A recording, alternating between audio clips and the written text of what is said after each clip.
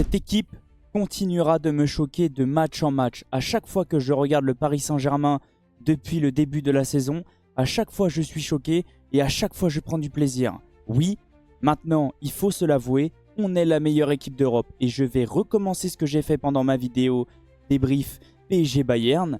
Atlético de Madrid, t'es pas content? 4-0. Bayern de Munich, t'es pas content? 2-0. Real Madrid, t'es pas content? 4-0. Inter Milan, t'es pas content? 5-0.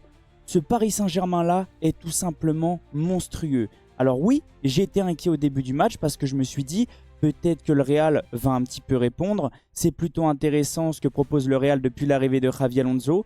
Mais le souci c'est qu'en plus il a eu 2 absents.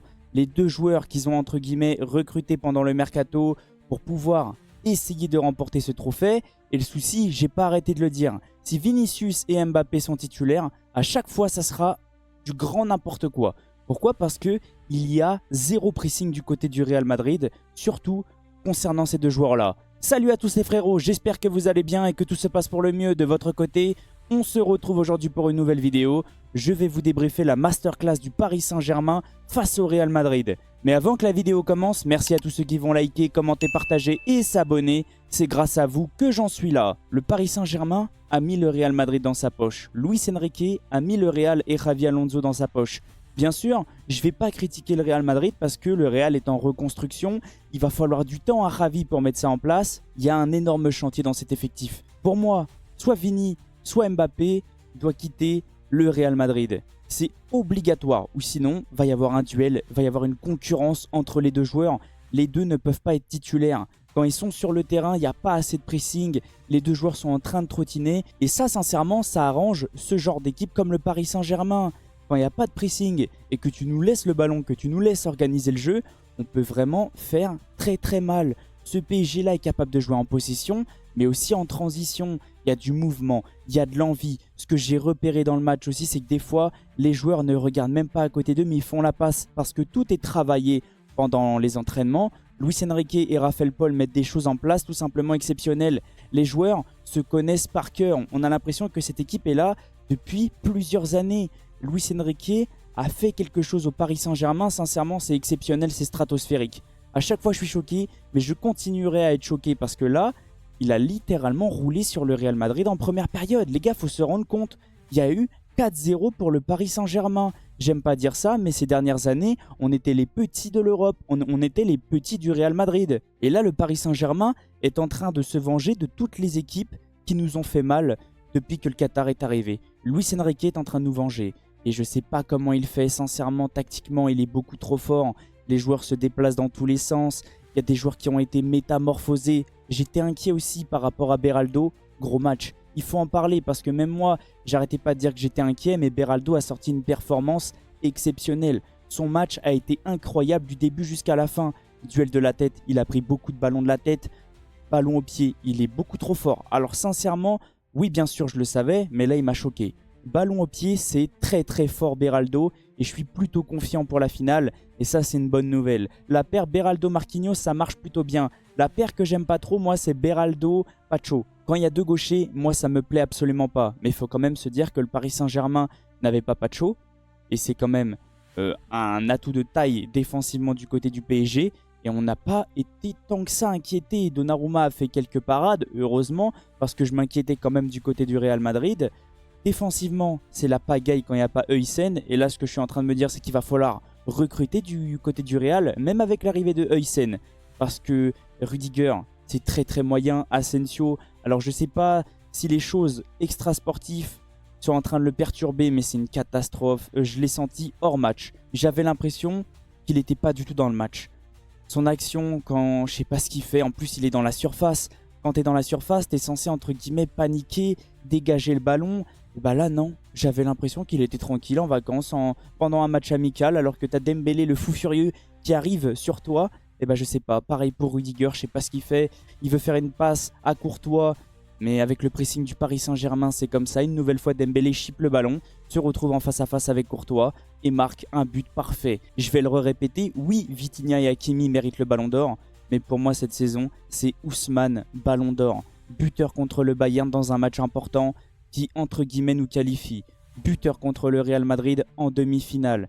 S'il marque en finale, vous voulez quoi de plus? Dembélé nous fait une saison stratosphérique. Sincèrement, ce Paris Saint-Germain-là me fait kiffer, me fait sourire. J'ai jamais pris autant de plaisir à regarder une équipe de football, alors que pourtant je suis le football depuis très très longtemps. J'ai pu avoir la chance de connaître l'équipe espagnole à son prime 2008, 2010, 2012.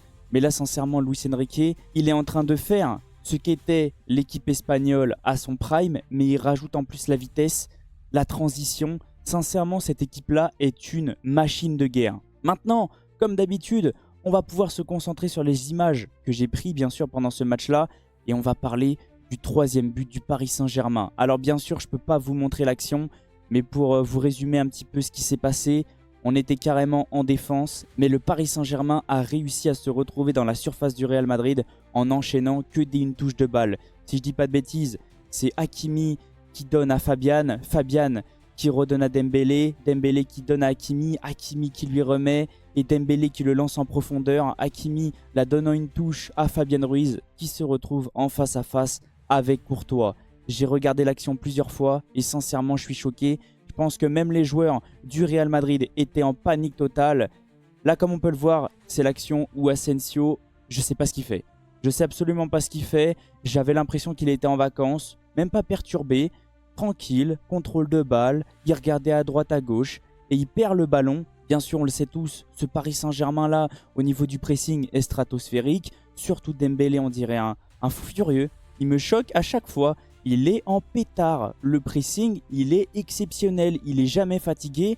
En plus, Luis Enrique fait une gestion parfaite parce qu'il a sorti Kvara et Dembélé pour les faire reposer avant la finale face à Chelsea. Mais là, une nouvelle fois, j'aimerais parler du pressing de Dembélé parce que là, c'est grâce à lui, entre guillemets, qu'on arrive à marquer. Et pareil, regardez, je sais pas ce qu'il fait Rudiger. On va pas trop en parler parce que je sais pas ce qu'il fait. Il essaye de la donner à Courtois, mais il rate le ballon. Panique à bord, mais bien sûr, qui est juste derrière? Et je pense aussi que c'est le pressing de Dembélé qui les a fait paniquer, que ce soit Asensio et Rudiger. Grâce à Dembélé, on menait 2-0 à 11 minutes. On a littéralement éteint le match en 10 minutes. Juste après 20e, troisième but, et là le Real était complètement sous l'eau. Alors, je dirais pas que je m'y attendais comme je vous ai dit juste avant, mais bien sûr on le sait tous, ce Paris Saint-Germain-là est actuellement la meilleure équipe d'Europe. Mais je me suis dit, il va peut-être y avoir une bataille tactique. Peut-être que Xavi va vouloir déranger le Paris Saint-Germain. Peut-être que le milieu Güler, Bellingham, ça va peut-être être un beau duel avec le milieu Vitinha, Joao Neves, Fabian Ruiz. Pas du tout. Le milieu du Real était complètement sous l'eau. Le Paris Saint-Germain a joué à la baballe pendant tout le match. Et le Paris Saint-Germain a littéralement roulé sur le Real Madrid. Paris mérite sa victoire. Paris mérite d'être en finale. Et Paris mérite de remporter ce trophée. Oui, je m'avance peut-être un petit peu, mais sincèrement, ce que me montre ce PSG depuis le début de la compétition et depuis le début de la saison, c'est exceptionnel. Il y a une amélioration dans cet effectif. Je pense pas que tout le monde s'en rend compte. Des joueurs comme Fabian Ruiz, qui était sous l'eau avant que Luis Enrique arrive. Sincèrement, maintenant, on dirait Iniesta sans exagérer. Doué en début de saison, c'était très compliqué. Maintenant, il est extraordinaire défensivement. Hakimi, Mendes, c'est ultra costaud offensivement et défensivement. Même l'aspect athlétique, c'est incroyable ce qu'ils font. Ils font des allers-retours sans arrêt et ils sont jamais fatigués. La charnière, Marquinhos, pareil, métamorphosé. Son match a été incroyable. Beraldo, gros match aussi.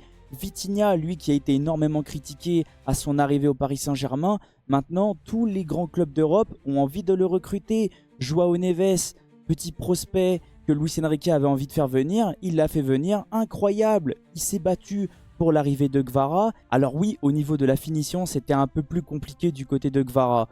Mais l'aspect défensif, sincèrement, il m'a choqué une nouvelle fois.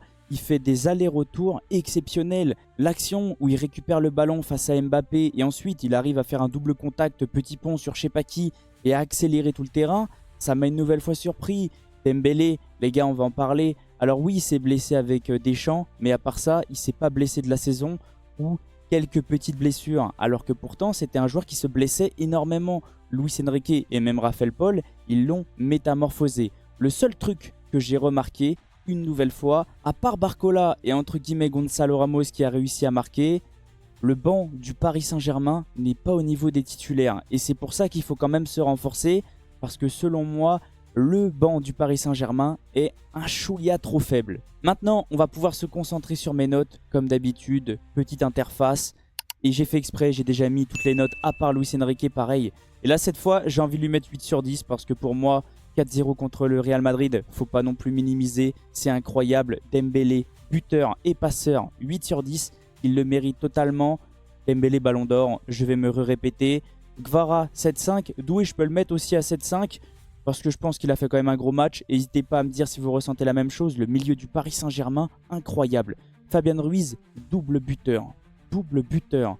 Fabian nous sort un match exceptionnel, que ce soit offensivement et défensivement. Joao Neves, Vitinha. Sincèrement, ce milieu est ultra complémentaire. Il y a tout ce qu'il faut. De l'envie, de la puissance, de la technique, des joueurs qui temporisent un petit peu. Ce milieu est parfait du côté du Paris Saint-Germain. Défensivement, les latéraux, Mendes 7-5, Achraf Hakimi 8 sur 10. La charnière 7-5, 7-5. Et oui, faut pas non plus oublier Beraldo, parce que beaucoup s'inquiétaient de comment ça allait être face au Real. Est-ce qu'il allait pouvoir tenir sa place? C'est fait. C'est fait. Il a fermé beaucoup de bouches, dont la mienne. Gros match. Chapeau l'artiste. Marquinhos, pareil. Gros match. 7-5. Donnarumma, il n'a pas eu grand chose à faire, mais j'ai l'impression qu'il progresse au niveau de son jeu au pied, et ça, c'est une très bonne nouvelle. Maintenant, il est capable de temporiser un petit peu, lui qui paniquait énormément à chaque fois les années précédentes. Là, c'est un petit peu mieux au niveau de son jeu au pied. Au niveau des entrées, Barcola 7-5, passeur, gros match. Ramos 7, il est buteur. Mayolu, j'ai bien aimé son entrée, mais encore un petit peu en dessous. Lee Kang-in, j'ai pas aimé son entrée. Et Warren, alors beaucoup vont lui tomber dessus, mais Luis Enrique l'a mis à la place de Mendes, parce que comme tout le monde le sait, Hernandez a pris un carton rouge. Donc il était obligé de le mettre là. Le pauvre Emery, à chaque fois, il est baladé de droite à gauche. Et à chaque fois, on a l'impression qu'il n'est pas là, ou qu'il est littéralement invisible. Mais c'est pas non plus trop de sa faute, donc j'ai pas non plus envie de lui tomber dessus, même si je lui ai mis 6-5. En tout cas, n'hésitez pas à me dire qu'est-ce que vous avez ressenti du match et du débrief. Je viendrai vous répondre avec grand plaisir. Ce PSG continuera à me choquer. Luis Enrique a métamorphosé le Paris Saint-Germain, et on prend du plaisir, et on continuera à prendre du plaisir. On est une nouvelle fois en finale. On est en train de réaliser une saison exceptionnelle, historique, incroyable, tout ce que vous voulez. Mais tout ça, c'est grâce à Luis Enrique et à son staff. Je vais vous laisser sur ça. Merci à tous ceux qui vont liker, commenter, partager et s'abonner. C'est grâce à vous que j'en suis là. Et on se retrouve très prochainement, soit pour parler de l'actualité, ou peut-être ma vidéo pronostic pour la finale. On verra, mais vous inquiétez pas, je vais continuer à vous sortir des vidéos. Ciao les potes, et allez Paris!